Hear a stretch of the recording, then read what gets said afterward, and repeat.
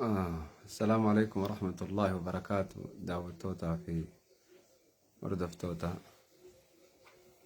آه نجيني سنرة هاجرات وجوداف نجيني نجرو. ربي نجيان وافد. أمو ونجرو تكا. نجيان فيدو. راهم فيدو. gammachuun fiddu. Takkiitti tanaa hubannu. Nagayni nagayan fidu. Rahaan fiddu. Gammachuun fiddu. Amata dhufaa dabraa rakkuma himanna numa boonya. Gartee dubbiin tun na dhibde dubo. Durirraa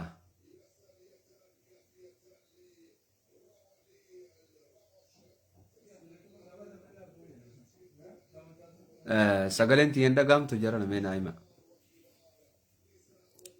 Sagaleen tiyya isin dhagaamaan jirtu.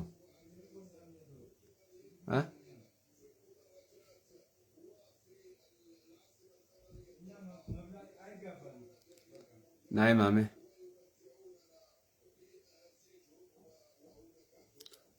Barruunaa barreessaa sagaleen tiyya dhagaamaan jirtu jara kee. Okay, namootan gargari wallee niitorkii teessanirraa niitorkii teessanirraa ta'uu mala. Tanaaf amata dhufaa dabraa dhaloota dhufaa dabraa hundinuma booye.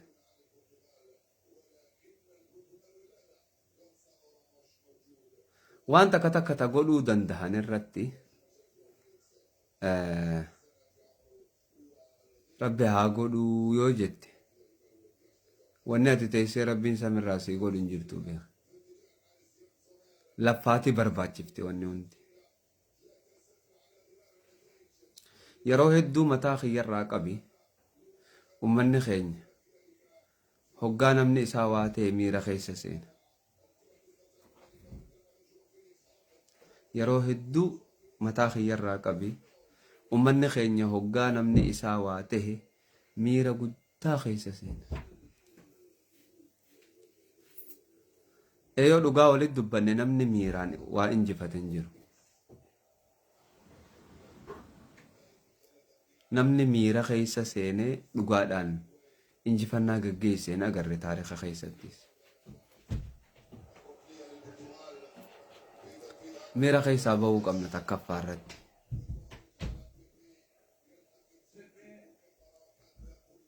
Nuti ilma namaati miira keessaa bahuu qabna. Maali wanni gartee balaa amma dhufte kana nurra fide jennee wal gaafachuunis barbaachisa.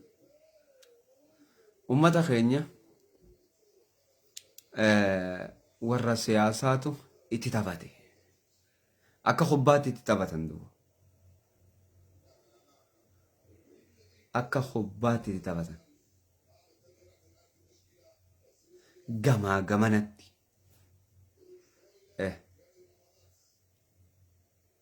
Ummanni keenyaas akkuma bubbeetti sii galee haa dhufe hunda jala hibiib jechaatuma kuta. Dhufaa dabraan akka qilleensaatti nuun naanna'uun qabu jiran. Sheer godha wal biraan gayaa duuba. Dhufaa dabraan akka qilleensaatti nuun naanna'uun qabu. Gad dhaabbannaa dhadhabne.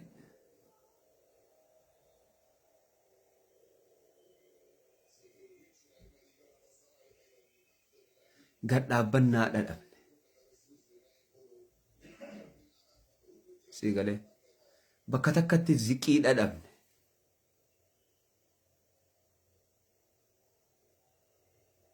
Tanaaf ziqii haa barbaannu.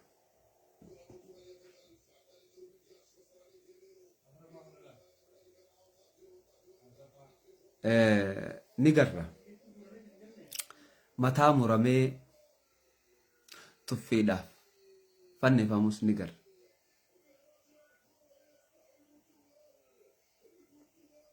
قروا أركو خينيا وجين مالي dura dursoo sababa dubbiin tun eessaa kaatee hubachuu qabna gad teenyee miira keessaa baanee maalimmaas wanni nuti yoo goone piraayiveetitti godhuu qabnu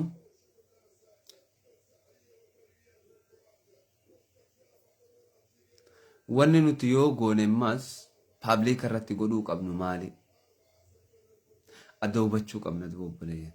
Ammallee wanni jirtu takka yeroo wanni kanaa dhufte maal agarta? Ummata gargaarsaa jeeqa'u gargaarsaa jedhanii kan fakkeenyaaf amma gargaarsa tokko yeroo lafti nagayaa ummata keenya gargaaruun hin dadhabamne beek. Yeroo tana keessatti namni dhugaa miidhamaa jira ja'aniiti maallaqa kanna.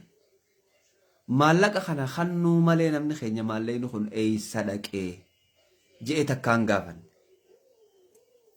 Kannuu malee takkaa eessa dhaqee hin jenne namni keenya. Walii galee tunis takka.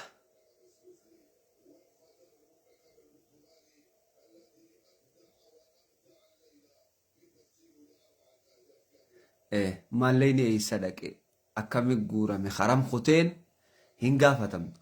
Yeroo wanni kanaa dhufte immoo gargaarsa jedhanii bakka hundaa maallaqaa guurame. Maallaqni kun achumaan as deebi'eeti ummatuma keenya kana fixaa qaba. Tana hubadhaa. Waan takkittii tana wallaan. Maallaqni kun achiin as garagaleetuma ummata keenya fixa.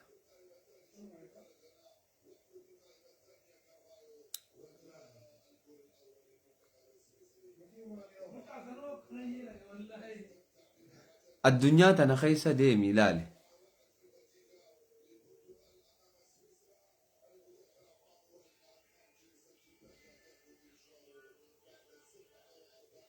Sii galee waa hedduu agarta. Ummata akka keenyaa kana daran dhumaa jiru. Laal nuti harka muree, harma muree, mata muree nu deebi'arraas.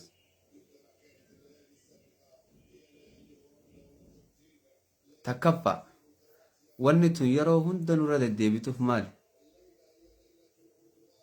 Wanni kanaatu wanni yeroo hunda nu deddeebituuf maali? Ummata keenyaatu takkaffaa gad dhaabbannaa hin qabnu. Lammaffaa yeroo nuti miira keessa seenne maallaqaan nurraa guurama maallaqni san eessa akka dhaqu hin gaafannu. Ummata gartee maallaqni san bira dhaqu isin bira gahee jenneen gaafannu.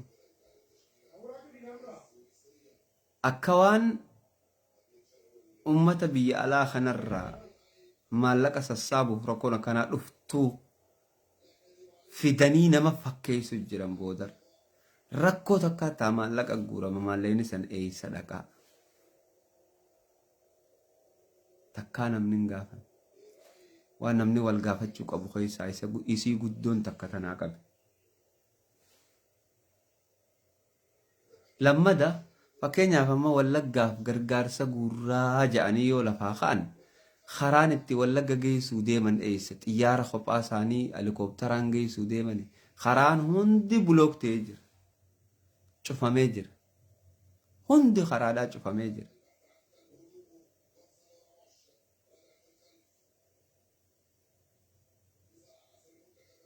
Seegalee hundi karaadhaa cufamee jira dhugaa walitti.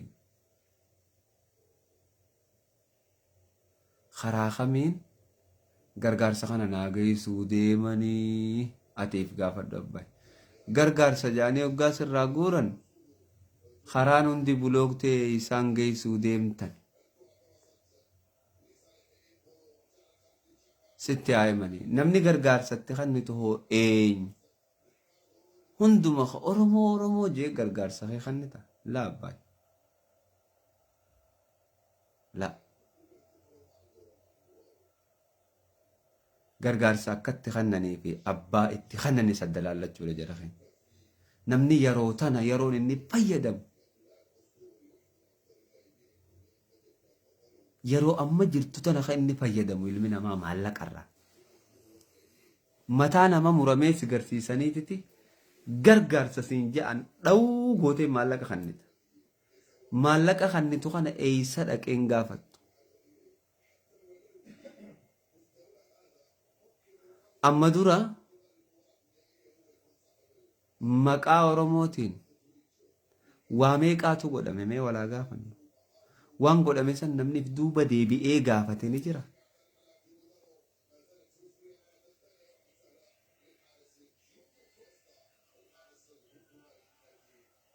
wallaahi gargaarsi guuramuu deemu bakka inni dhaqu hin beeytan eenyuuf akka inni dhaqu hin beeytan yoo ummata wallaggaatiif geessine isiniin ja'an haraanni jiraa hi addanuu baasa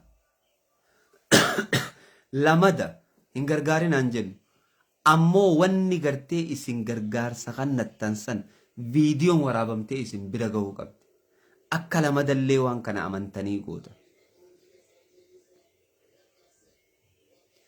viidiyoon waraabamtee isin bira ga'uu qabdi akka shayni keenya sheekh Amiin Ibroofaan godhan gargaarsa ummataa horii ummataa yeroo ummata bira ga'us viidiyoo waraabanii kasi gadhiisan sanitti yoo viidiyoon waraabamtee isin bira hin gahin gargaarsiniir lama ka isin kannitan hin jiru quba qabaadha marsaa takkaffaa jettanii gargaarsa sallaaltanii halamadaatiis akkasitti hasadaffaatiis akkasit gootan malee maallaquma keessanin ummata keessanin fixina maallaqni kun hoggaa asii deeme baankii eeysaatiin ummata kanaaf dhaqa Itoophiyaa siigalee Itoophiyaan ammoo gurra keebanii dhagaye Oromiyaa baankiin ta abbaa kiyyaatii fi abbaa keetiitii miti tanuma Itoophiyaati abbaayi gurra banii dhagayeeffadhu maqaa Oromiyaa baankii malee tanuma Itoophiyaati dhugaa jirtu feeta wallaahi dhugaa jirtu feeta Itoophiyaa hundi isii baankiin keessa jirtu wala Najjaash baankii wala Maarree baankii hundi ta Itoophiyaati heeraa fi seera isii jala bultu malee baankii banachuu hin dandeessu abbaa gurrasi calaw maallaqa ati baaftu irra eeysa deemtaanii qoxaaxaramta abbaa tanaaf Oromootiyya akka nama tokkoo walitti haa dubbannu guyyuu ifumaa iftiigaan oollu ifumaa dhama'aan oollu hundi Itoophiyaa jala jirti wala raayyaa abbaa mancaa wala jinni hundi baankiin isaan irraa maallaqa fudhatan heeraa fi seera Itoophiyaa guutuu malee baankii banachuu hin dandeessu abbaa tana guutumatti fudhadhu mee'ar heeraa fi seera sanii alatti waan kana goone haa ja'ani gabbahanii haa dubbatani tanaafuu maallaqa keessan asiin naannaweechiin qawwee jaraa biteetuma aayyoo teessan fixaawwan gargaarsa san akkaataa inni itti gahu arguu qabdan maallaqa keessan kakannattan kan yeroo tana yeroon saamichi geggeeffamu yeroon saammaan qabeenyaa geggeeffamtu yeroo tana ati biyya tana jiraatteen guddanne ha biyyaa maallayni bira sii dhaqeen nyaanne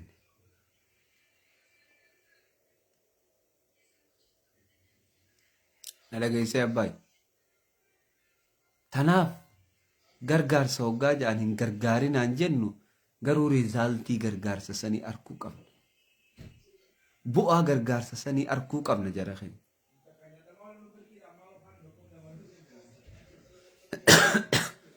bu'aa gargaarsa sanii arkuu qabna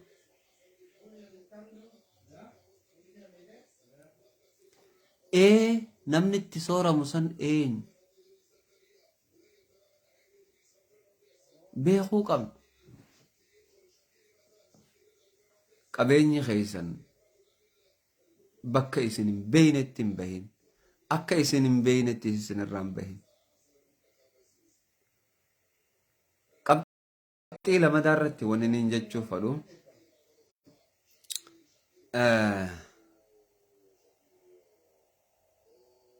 isin hulaarra jirra nuti. Hulaa waa hundarra nuutu jira. Hulaa waa hundarra nuutu jira. Midhaana isaan seena, gama keenyaan seena abbaa.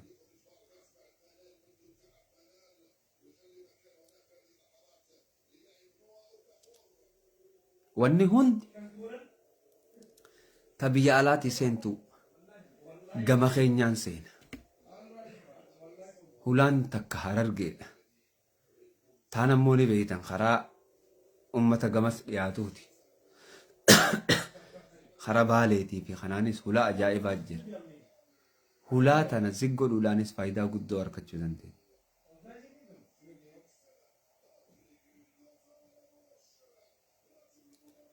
Fitinaatti buusuudhaan jechuudha. Siigalee dhagaan nyaatu namni gizeessa lafti nu dhaga'e fi dhagaan nyaatu. Siigalee tiinii nyaachuutti deebi'an osoo walii gallee waan amma jennu kana kan goonu ta'e. Osoo walii gallee waan amma jennu kana nuti hulaadhatti if beeyne tiinitti deebi'an dhugaan isinii hima.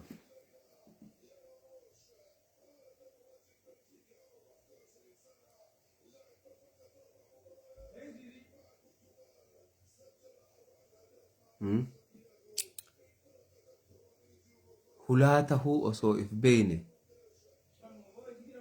waa hedduu godhuu dandeenya. Takkitii tana firra wallaalle duba jara. Sanumaaf sagalee ta'u jira. Sagalee tahuun iyyuudhaan arra walirra sagalee taata. Wal keessa gaddachaan walit dubbanna. Waan piraayiveetiin dubbatamuu qabu piraayiveetiin dubbanna. Waan paablikiin dubbatamuu qabu paablikiin dubbanna. Itti deebinee kabajaa fi jaalalaan nuti walitti as garagalu.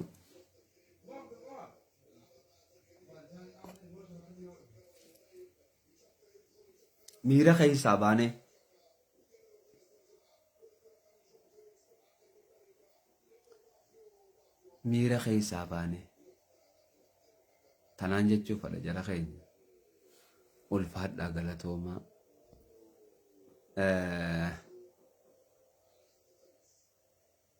Takkaan tuutaa fi basoon wal amananii wajjin jiraanne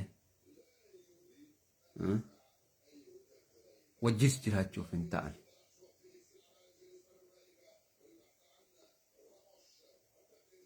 Takkaa wal amananii wajjis hin jiraanne wajjis jiraachuudhaaf hin ta'an. Tanaaf abbaayi nuuf jarrinis wal amanuudhaaf hin jiraan. Wajjis jiraachuudhaaf hin jiraan. Gizee mala dhawachuu kalee harmaa fi harka muran arra mata muran borummoo maal akka muruu deeman san wal dura waan fuuldura keenya jiraati waliin arguudhaaf jiraan. Kalee harmaa fi harka muran arra mata muran dhaloota dhufu ilmaan keenya irrattoo maal akka muruu jiraatan san walumaan eeyna. Yoo ammoo osoo san hin dhufne mala dhawannaa kan jennu taate mala dhawachuudha gizee. Namni mala wal gaafate namni akka wal gaafate waan waliif ta'uu hin dhabu akkatti walii ta'uus hin dhabu. Tana wal haa gaafannu keessaan walaa dubbifnu. Yeroo tana gartee qabeenyi keenya hin saamamin. Yeroo qabeenyi saamamu amma yeroo waa hedduu jira. isinittin dheeradhu haasawni dheeraan gartee bu'aan inni qabu hin jiru. Haasawa gabaabbatee bu'aa qabuutu irra bareedaadha. Nama wal biraan gahaa akka immoo hulaarra jiruun irraanfatina. Warra mataan umure dhagaa nyaachisuu dandeenya. Hulaan waa hundaanuu turra jiraa beeka. Hulaa waan biyya biraatii seenu hunda. Akkasi quba qabaadha. Wal quba qabaachiisaa, wal khaasaa, hin rafinaa, hin muginaa, wal dammeessaa, gargaarsa jaanii qabeenya keessan hin guuramin. Bakka qabeenyi keessan dhaqu yoo beeytan malee hin kanninaa. Kanuma qabeenya kan nuumi bakka inni dhaqu beekuu qabna. Karanni deemus beekuu qabna. Gaafadhaa. Eessa deema ja'a qabeenyi kun? Takkaa namni gaafate jira. Ameerika keessatti maqaa Oromootiin waa meeqaa godhamee ichi booda karanni kutee fi namni gaafate ni jira. Ni jira hin jiru. Tanaatu nu qaqqabaa jira. Tanaan isinidhaa maasumarratti isinirraa gabaabbadha. Haga yeroo biraa nagayaan walitti dachaanutti rabbi nagayaa waliin nu haa deebisu. Nagaya isinitti haa ta'u. Nagaya nu haa buusu. Nagaya dhabne obboleeyya. Salaamu alaikum warahmatullahi wabarakatuh. Nagayatti naa tura.